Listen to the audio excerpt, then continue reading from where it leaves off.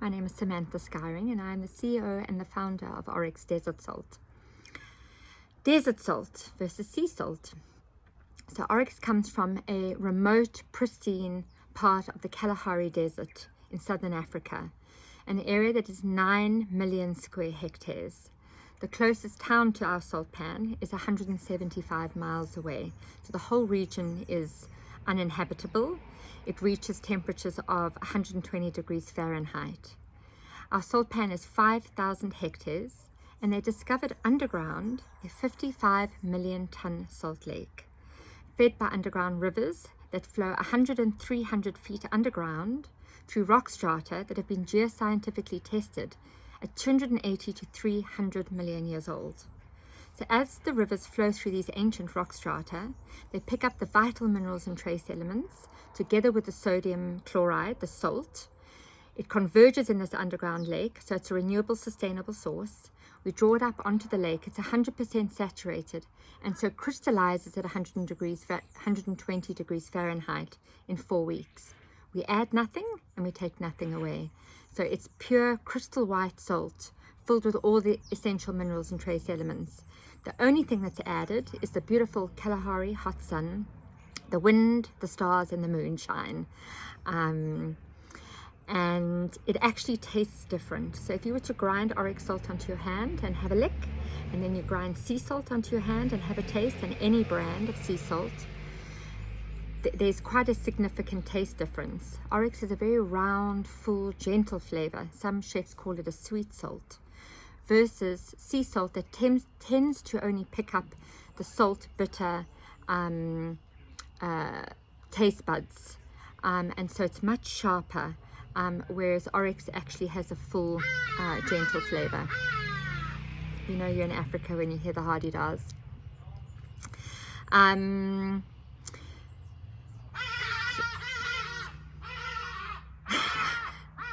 So our grinders, we really value the packaging that we have chosen.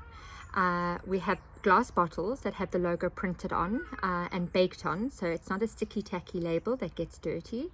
And we have a grinder head that has a ceramic grinding mechanism. One, it's got a very beautiful, smooth, easy grind. 2, it doesn't grind plastic into your food. And 3, it is refillable and reusable 20 times and more. So it's long lasting versus almost every other grinder on shelf. Is a plastic polycarb grinder head, which grinds plastic into your food. You throw it away, you buy another one, grind more plastic into your food, throw it away, and you keep doing that. So when you buy Oryx, you buy 1 grinder and 4 refills. So that means you've got 11 grinders, and in Whole Foods that would cost about $35.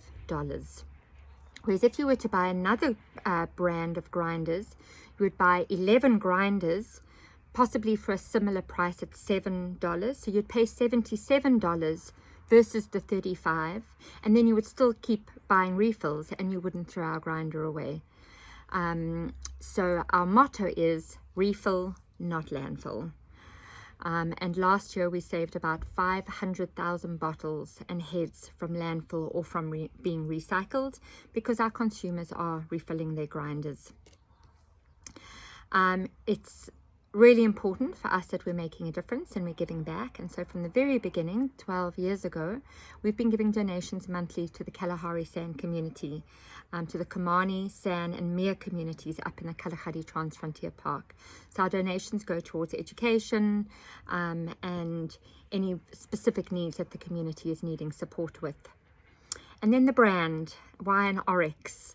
So I had an incredible experience many years ago when I had no responsibility, no child, and I did a 5-month journey in Namibia, and I walked 120 kilometers, 75 miles, 7 days through the Namib Desert.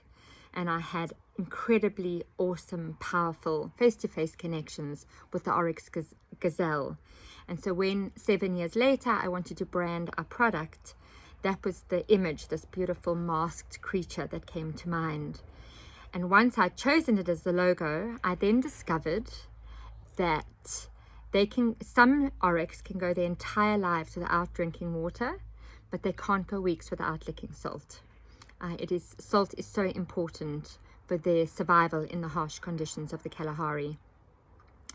So the difference between Oryx Desert Salt and sea salt, it is a really shocking truth and sad fact that our oceans are as polluted as they are, and 90 to 95% of sea salt is now tested with microbead plastic in it.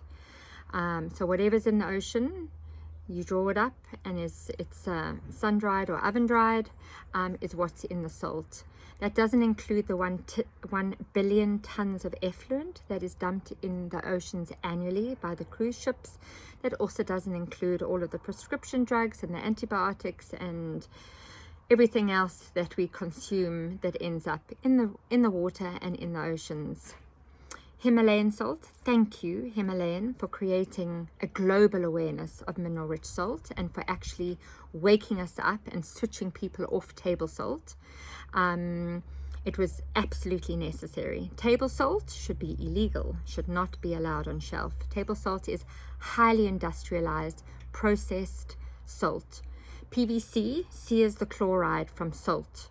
It is used in paint, in plastic, and so because they create such vast volumes of it, they need to obviously put various chemicals, free-flowing anti-caking agents, in order to stop it from absorbing moisture and clumping the salt. But that's what salt is supposed to do. Salt is supposed to absorb moisture. It allows the body to stay hydrated. And so table salt should be called sodium chloride with chemicals, and should not be on the shelves as a food product. So Oryx Desert Salt has all the minerals and trace elements that your body needs, and the body knows what to do with a unrefined, unprocessed salt that has no chemicals in it. Himalayan salt also is not a renewable, sustainable resource. They are dynamiting it out, and unfortunately the communities are getting paid slave labor, $4 per ton or $4 per day, and so the communities are not actually being looked after. So Oryx is a renewable, sustainable source, 100% crystal pure white crystals from an ancient pristine source, contains all the vital minerals and trace elements salt is supposed to have, tastes amazing, and we support local communities wherever we can. Thank you.